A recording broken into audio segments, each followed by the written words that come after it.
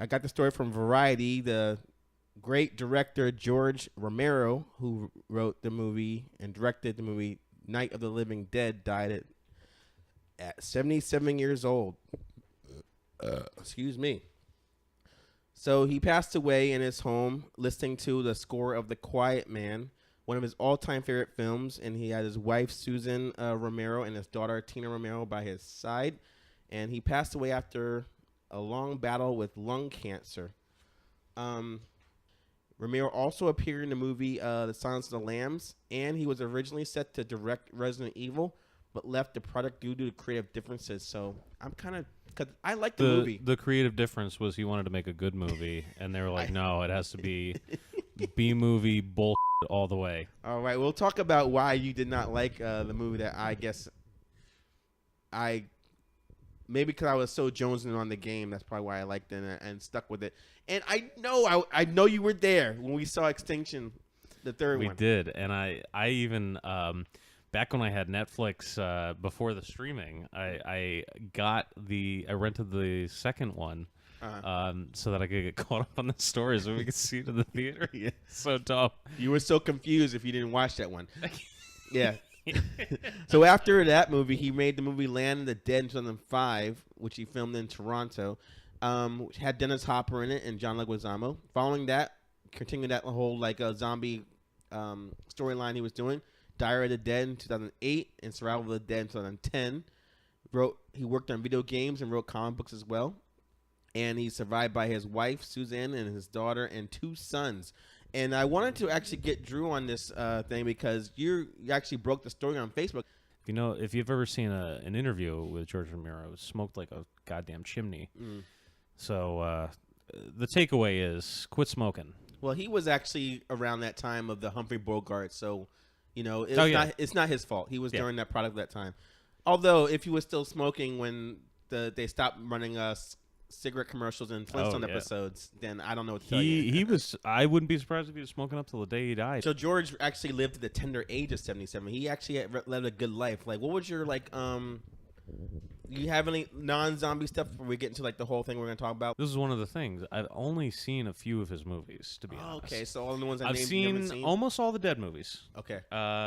Didn't see what was it, Survival, I think, just because I wasn't a big fan of Diary. And I saw Bruiser and Creepshow, both Creepshows, of course, classics.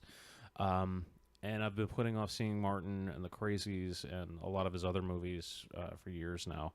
I've only seen the new Crazies. I thought it was okay.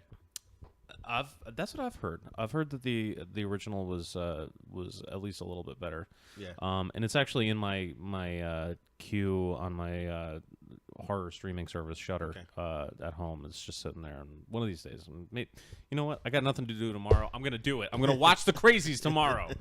All right, you heard it here first, folks. That's what's actually gonna lead to our whole thing now, because easily George Romero had paved the way for all zombie films. You watch Walking Dead nowadays, and you gotta pay tribute to him. Even Resident Evil, which we're saying was not a good movie, just a good game. Just because it's not a good movie doesn't mean it's not worth watching. Right. I'd make that argument. Yeah. So I don't like that movie. I mean, I do like that movie, but it's not a good movie. Yeah. So what I thought we would do with fun for here, with Drew on the show, is we're gonna rank his zombie films, all 6 of them, from Night of the Living Dead to Survival of the Dead, in Drew's top 6 zombie films by George Romero. So coming in at number 6, you told me earlier that you'd never seen Survival of the Dead. I've never seen Survival of the Dead. So we'll just put that number 6 just for that reason. And that one was basically about it was his final movie, came out in 2010, and it was basically not well received from critics, and we don't know what the plot was of that story. Something about National Guards and the blah blah. And I got the numbers right here. It was a budget of $4 million, and it made only $386 million in the box office. I think those numbers are a little skewed because if I'm not mistaken, it was primarily a VOD DVD release. Yeah, right. I'm sure that made a tidy profit because it might have come out on 30 to 100 screens, but they made the money on cable and whatnot. So that's number 6. Coming at number 5, what would you say? I'm gonna go Diary of the Dead. Diary of the Dead. It's a movie that I can respect, but I don't particularly like. I like what he was trying to say. It came out in 2007, 2008. Yeah. He was way ahead of the curve. As anybody that has seen his movies, or at least his Dead movies before, can attest to, he always has some deeper message in them, even if it is sometimes subtle. Yeah. This message was an anti-social media message, and this was like 2007. This was basically pre-Facebook. Right, yeah. YouTube was in its infancy, and Instagram didn't exist, and MySpace was the king of the social media landscape. Right. And how many people were on MySpace? Maybe 2 million worldwide. Right. And he was already coming out and being like, I wouldn't do that if I were you. And it was an interesting movie. It was also kind of confusing to... Is it a reboot? Is it taking place at the same time that the original Night of the Living Dead is taking place? Is it, what am I supposed to... where does this take place canonically? Okay. So they don't give a timeline in that movie? You just have to figure out? It just drops you in and then goes from there. So coming in at number 4, what do you got? I'm going to go Land of the Dead. I see a pattern here, but let's see if it goes that whole way. So Land of the Dead, 2005. I actually saw that movie in the theaters and thought it was pretty boring. But although at the same time, critics said it was a well-received film, and they were really happy to have him back making movies after such a long gap in between the two sequels, I should say. What did you like about this movie, and why is it number 4? I'll tell you why it's number 4 and not higher. Again, same thing with Diary of the Dead. It is a very interesting movie in terms of what he's trying to say with it. It's just a scathing review of the Bush administration and the 1% and socioeconomic policies and all that. It's probably, I think, definitely his most punk rock you movie in those terms. I think the story's great. I think it's definitely way more fun to watch than Diary of the Dead. The problem with it is it's a little bit too... I feel like he was... he's an old school guy. He's a practical effects guy. He's, blood on the screen kind of guy. Everything that happens that you're seeing actually happened. Not people were dying, but the blood was actually on these people. Method acting. Yeah. Sorry, I should have roll. It was a lot of CG, and it was a lot of kind of cheap zombie effects. I feel like just the blue face paint from Dawn of the Dead was creepier than these weird prosthetics that all the zombies were wearing. That and the CG blood and stuff. It was a time where he's trying to get contemporary, but he's just doing it in all the wrong ways. Yeah. So what's your number 3 George Romero zombie movie? All right, here's where the upset starts to come. It's really kind of difficult for me to rank these 3 movies. Okay. And I think that any fans of George Romero and any fans of the Dead series that are listening at home are going to disagree with me heavily on these top 3. I want to say that this is very difficult to do. I want to preface this. I was hoping that it would. These 3 movies are both amazing. Are not both, but all 3 of them are amazing in their own ways. I'm gonna go with Dawn of the Dead for number 3. Ooh, the one that had a remake which is considered to be Zack Snyder's best film ever. You're going with number 3. I would disagree with that. Okay, you're gonna say Watchmen, but maybe I don't know. Watchmen. Either the Watchmen or 300, I think. Okay, good idea. 300, yeah. I'll go with that. So why is Dawn of the Dead 1978 Dawn of the Dead number 3? It's just That's the mall movie. Yeah, it's a fun movie. Again, the anti-consumerism message. His messages are always on point, always great. Someone's head got blown off in the beginning, which was pretty cool for the 70s. Yeah, It's over the top. It's fun. There's slapstick. It's just a fun movie, and then it's just really dark, where it just oscillates between being good. There's a pie fight with zombies in the movie. A biker gang fights zombies with pies. It's absurd. And I then probably like the remake better because I've seen it more. But and I then see what you're saying. and then there's like, you know, it's just oscillates and it so drastically between absurdity and horror that you just can't not like it. Yes, good. So, all right, this is where it's going to be a tough one for you right now. It's even tougher. What is your number 2 zombie movie from George Romero? And this is where, if there are any horror fans or George Romero fans listening, they're gonna hate me. Night of the Living Dead. Okay. Why would you put that number 2? Black guy lived too long. Yes.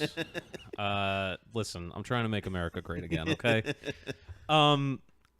You know, it's really difficult to rank, like I said, these three movies, especially with the cultural significance of Night of the Living Dead.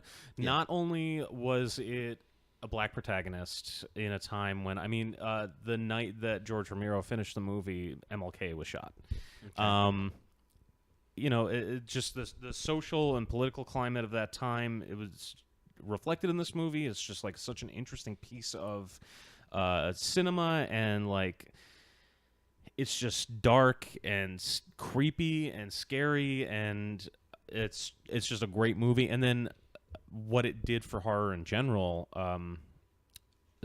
there's debate over this, but some would say that the reason the MPAA was created was because of Night of the Living Dead, because it was shown in matinee screenings as just like, you know, oh, this is a fun horror movie, and there were people literally getting eaten on screen, and parents were like, we can't have this.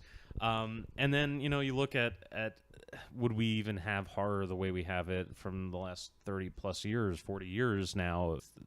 This movie was just a turning point for film and for horror film, horror films specifically. It's just an amazing movie. Creepy, gross, depressing, dark.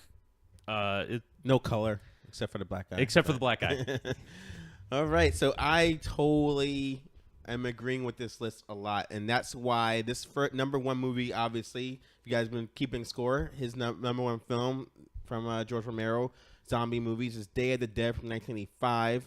And what blew me away about this movie, it was on Netflix a couple of years ago. I watched it, and what you said earlier, I love practical effects, and there is a scene at the end where the I guess the guy gets like ripped apart. Joe got him. And Joe got him.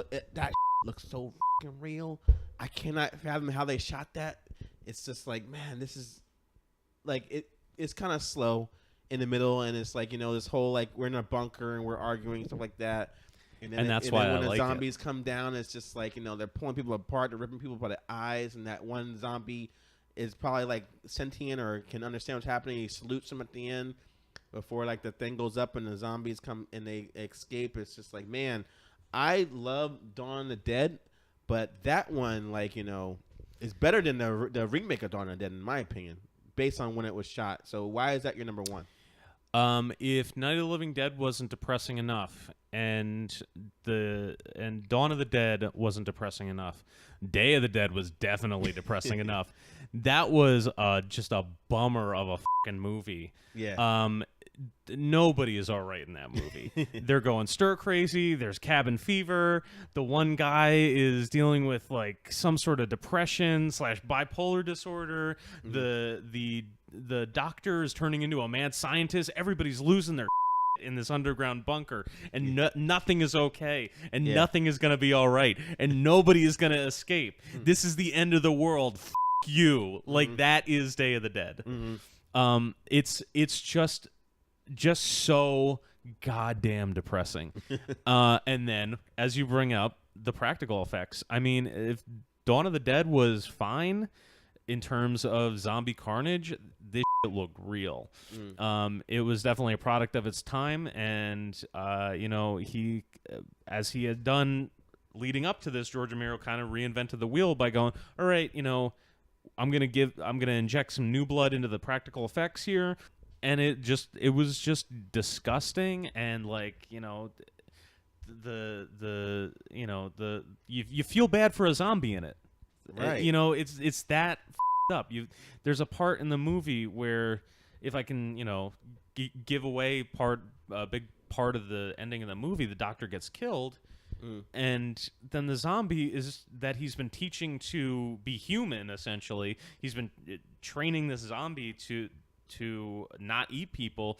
The zombie is sad over the doctor's death, and you just feel sad for the zombie. That's the kind of movie it is, and that's why it's my number one. Yeah. It's just a bummer of a movie. That movie plays a lot of whole questions that, like, can a zombie really be brought back to, like, human, like, thinking? It's a lot more cerebral than, I mean, even in those days. I mean, it came out around the same time that you had Reanimator and Return of the Living Dead. But Day of the Dead took it in almost like a more scientific direction. It was very, very, like, weird and cerebral. And, I mean... I love that. That's man. why it's number one. I think that's awesome. That's a good list, man. And so basically what we're saying, George Romero, you were a pioneer of his kind, and you will be truly missed in the whole, like, zombie, like, genre. And I promise I'll watch Crazies really soon. Yeah.